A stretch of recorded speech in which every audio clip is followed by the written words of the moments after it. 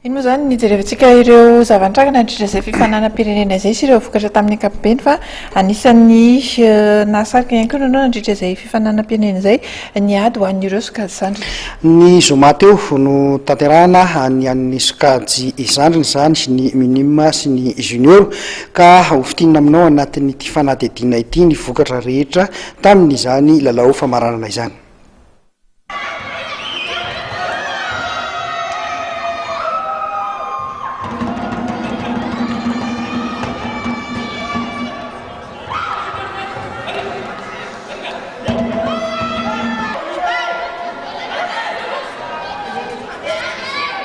Sidoka manodidina ny efajato no tonga niatrika ny fiadinan'ny tompon-daka ny Madagasikara eo amin'ny taranja judo avy amina ligue paritra 13.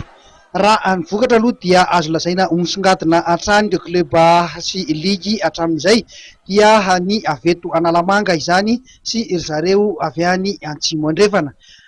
Toy izao ary ny vokatra tamin'ity fiadinan'ny tompon-daka ny Madagasikara ity izay nizara dingana roa ka ireo sokajy zandriny no niatrika izany ny zoma ary omaly asabotsy kosa ny an'ny sokajy zokiny. Toy izao ary ny vokatra teo amin'ny sokajy zandriny. Minima zazavavy teo amin'ny latsaky ny 4 kilao laharana voalohany fenitry ny aina avy eo amin'ny club ny CCB avy any Haute-Matsiatra, laharana faharoa kosa Iontina avy eo amin'ny SK eto Analamanga. Latsaky ny 20 kilao voalohany Natasa avy any amin'ny club ny CCB ny Haute-Matsiatra ary laharana faharoa kosa i Fristiani avy any amin'ny club ny ACMS avy any Atsimo andrefana. Eo amin'ny latsaky ny 24 kilao dia laharana voalohany Esbel avy any amin'ny club ny ACMS ny Atsimo andrefana ary laharana faharoa kosa i Naval avy eo amin'ny SK avy eto Analamanga. Latsaky ny 24 kilao dia nahazo ny laharana voalohany i Mendrika avy any amin'ny ekipa ny Analamanga atao amin'ny Saint-Michel izany ary laharana faharoa kosa i Mangaly avy eo amin'ny club ny Akidokan avy eto Analamanga ihany. Latsaky ny 20 kilao dia Miray no vosotra ho tompon-daka Madagasikara avy eto Analamanga ary laharana faharoa kosa i Elia avy any Antsinanana izany. Ary latsaky ny 17 kilao laharana voalohany i Mado ary ny laharana faharoa kosa dia Lila. Izany ny vokatra teo amin'ny minima zazavavy. Ho an'ny minima zazalahy kosa indray dia voahosotra ho tompon-daka Madagasikara.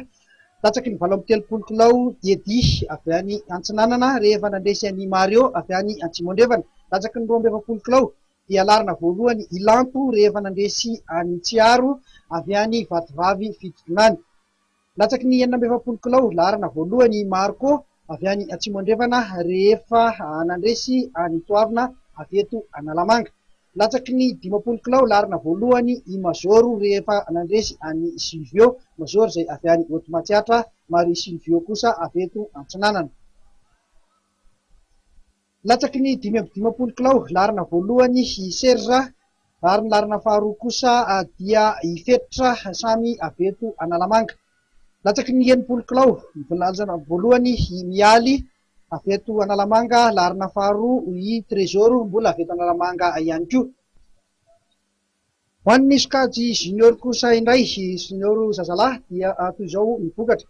Latsaky ny 20 kilao dia laharana voalohany i Jean-Yves avy any Atsimo andrefana rehefa nandresy any Odilon avy any Antsinanana. Eo amin'ny latsaky ny 20 kilao laharana voalohany Edy avy any Atsimo andrefana rehefa nandresy any Sebany avy eto Analamanga. Latsaky ny 20 kilao laharana voalohany Arnold rehefa nandresy any Francis avy any samy avy any Atsimo andrefana izy mirala ireto. Latsaky ny 70 kilao i Royal no vosotra ny Madagasikara avy eto Analamanga rehefa nandresy any Asna avy eto Analamanga ihany koa.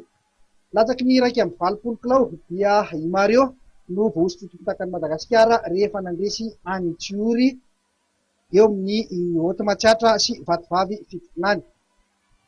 Vokatra teo amin'ny junior zazavavy kosa indray dia laharana voalohany latsaky ny 20 kilao i Nancy avy any Antsinanana rehefa nandresy any Oliva avy eto Analamanga. Latsaky ny 20 kilao dia laharana voalohany i Domona avy eto Analamanga rehefa nandresy any Tati avy eto Analamanga ihany.